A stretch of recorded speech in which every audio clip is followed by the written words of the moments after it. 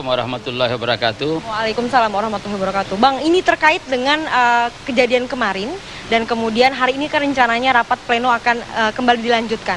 Nah, sebenarnya kalau misalnya kita menarik lagi dengan kemarin, itu sebenarnya bagaimana itu, Bang? Jadi sebenarnya kalau kita ingin taat azas, bahwa sebenarnya kemarin itu agendanya adalah Ketua Umum yang oleh Rapimnas sudah diberikan mandat untuk membentuk panitia dalam rangka pelaksanaan Munas ke-9 Partai Golkar pada tanggal 30 November yang akan datang di Bali, ya itu akan disampaikan susunan kepanitiaan yang sudah dibentuk itu, dan kemudian juga kita akan menyampaikan tentang materi-materi yang akan dibahas di dalam Munas sebagai draft awal tentunya. Saya kira hanya itu masalahnya, dan saya kira saya juga tidak tahu dari teman-teman, karena kalau kita kembali kepada aturan partai kita, maka sebenarnya begitu Rapimnas ditetapkan di Yogyakarta bahwa Musyawarah Nasional Partai Golkar yang ke-9 ini dilaksanakan pada tanggal 30 November sampai tanggal 3 atau tanggal 4 Desember 2014, maka mestinya bagi kita keluarga besar Partai Golkar, khususnya DPP Partai Golkar, memahami betul bahwa hanya ada satu kata, bahwa kita harus mengamankan dan melaksanakan keputusan Rapimnas itu, tidak ada lagi diskusi, dan saya kira itulah apa yang harus kita lakukan. Bagaimana dengan tudingan sekelompok orang yang kemudian memberikan pernyataan bahwa ini adalah merupakan skenario yang digiring oleh sekelompok orang dan yang sebagainya? Ini kan sebenarnya juga adalah aturannya ketika sudah diputuskan dalam forum Rapimnas, itu harus ditaati oleh seluruh kader Partai Golkar. Bagaimana, Pak? Ya, inilah masalahnya. Kalau seluruh proses politik itu diawali dengan kepentingan, kalau kepentingan itu biasanya pasti ada kecurigaan. Bila mana kepentingannya diproyeksikan tidak terpenuhi, maka muncullah kecurigaan-kecurigaan yang ada. Dan saya kira tidak seperti itu, karena yang melakukan Rapimnas ini sebagai penyelenggara adalah DPP Partai Golkar. Dan karena itu orang-orang yang bicara di dalam rapat pleno kemarin itu adalah sebagian besar adalah merupakan hadir di dalam Rapimnas itu dan sudah ikut di dalam perdebatan-perdebatan yang ada. Dan karena itu saya kira Rapimnas ini sudah berjalan sesuai dengan mekanisme yang ada perdebatan-perdebatan yang ada, lalu kemudian diambil kesimpulan. Saya kira saya ingin menjelaskan kepada kita semua bahwa tradisi Partai Golkar adalah sebelum diambil keputusan, maka berwacana itu boleh, berbeda pendapat itu boleh, berdebat itu boleh. Tetapi begitu keputusan diambil, maka hanya ada satu kata, kita siapapun kader, pengurus, keluarga besar Partai Golkar harus taat kepada keputusan itu. Boleh kita berbeda, boleh kita berwacana, boleh kita berdebat di dalam proses-proses politik yang ada. Tetapi begitu keputusan diambil, maka tentu bagi kita Partai Golkar sebagai partai yang besar, partai modern yang harus taat azas, maka kita harus mengikuti keputusan-keputusan itu sebagai keputusan Rapimnas. Itulah yang harus kita lakukan. Melihat daripada sidang pleno kemarin, sebenarnya sebagai Ketua Umum, Abu Rizal Bakri memiliki hak prerogatif untuk kemudian menutup sidang pleno kemarin dan mengeluarkan hasil daripada rapat pleno, tapi beliau memutuskan untuk menunda dan melanjutkan hari ini. Sebenarnya apa yang menjadi pandangan daripada Ketua Umum untuk kemudian menunda hasil rapat pleno dan melanjutkan pada hari ini? Sebenarnya mereka ataupun DPP memiliki hak penuh untuk memutuskan hasil rapat kemarin. Ya, itu yang saya katakan, bahwa Abu Rizal Bakri, Ketua Umum sebagai seorang yang sangat demokratis dan di dalam memimpin partai ini, saya kira itulah yang ada pada saat kemarin itu. Sehingga kalau begitu beliau memutuskan, misalkan nanti ada lagi opini bahwa beliau sewenang-wenang, tapi beliau sangat demokratis dan sangat baik memperhatikan apa yang ada. Dan oleh karena itu, meskipun tadi malam itu keamanannya sudah bisa dijamin kondusif dan tidak ada apa-apa, tapi beliau mengatakan biar tenang dulu semuanya, jangan kita terpancing. Untuk apa kita terpancing, niatnya sama-sama baik, maka mari niat yang baik ini kita wadahi dalam pertemuan yang ada untuk dapat kita ambil kesimpulan, dapat ambil keputusan.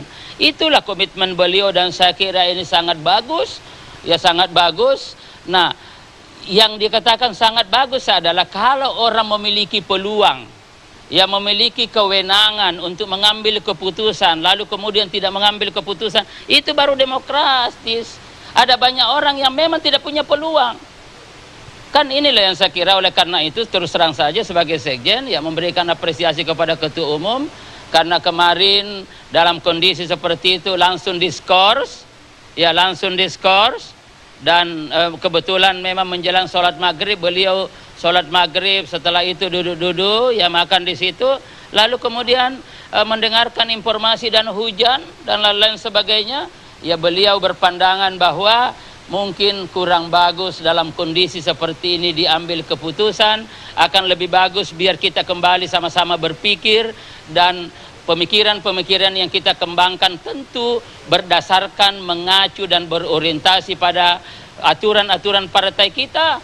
Jadi ada yang mengatakan bahwa ini adalah keputusan Rapimnas. Keputusan Rapimnas itu adalah merupakan forum tertinggi di bawah Munas yang memiliki kewenangan untuk mengambil keputusan-keputusan strategis, dan sekaligus di dalam pentahapan ya tahapan-tahapan pengambilan keputusan kita kenal yang tertinggi itu adalah Munas, Musyawarah Nasional. Kemudian forum tertinggi di bawah Munas adalah Rapimnas, pengambilan keputusan. Kemudian setelah itu ada rapat pleno DPP Partai Golkar.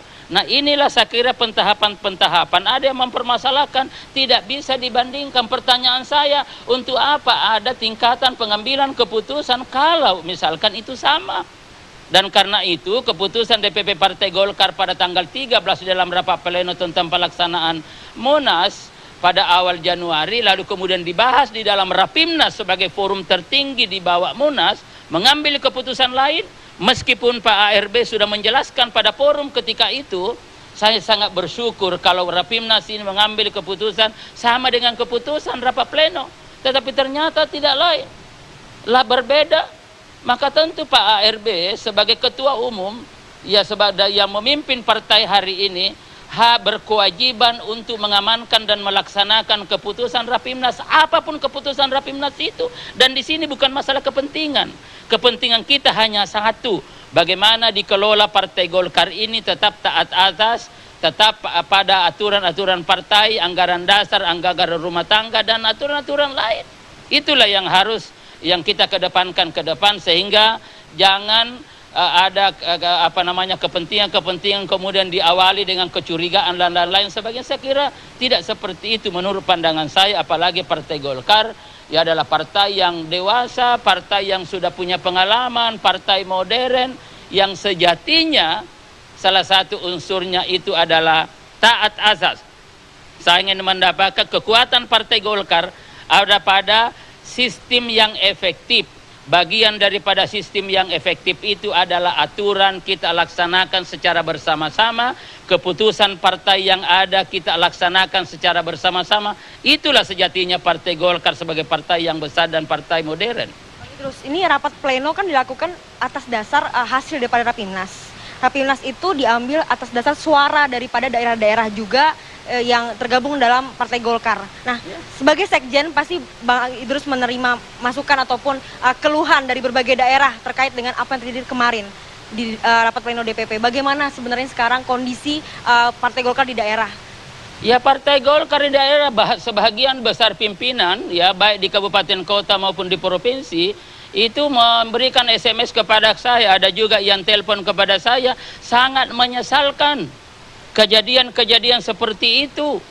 Kata mereka, Partai Golkar ini adalah partai besar, harus kita junjung tinggi, partai yang berpengalaman, partai yang sangat dewasa, partai modern. Mestinya posisi-posisi Partai Golkar sebagai partai utama di Republik ini harus kita jaga dengan baik. Nah, saya kira itu, dan saya juga menyampaikan kepada mereka karena bertanya, apa mempengaruhi? Tidak, sama sekali tidak mempengaruhi proses-proses politik di Partai Golkar. Rapimnas sudah menetapkan Munas ke-9 dilaksanakan pada tanggal 30 November. Ya, pada tanggal 30 November, dan kita tetapkan di Bali sebagai salah satu alternatif. Maka apa yang terjadi di dalam terkait dengan pleno ini tidak mempengaruhi pelaksanaan Munas ke-9 tetap tanggal 30 Ya, dan karena itu ya kita hanya menghimbau kepada kita semuanya, mari kita jaga partai ini dengan baik. Ya, masa depan partai ini ada di tangan kita semua, ada pada cara perilaku kita, ada pada cara pemikiran kita, ada pada sikap kita.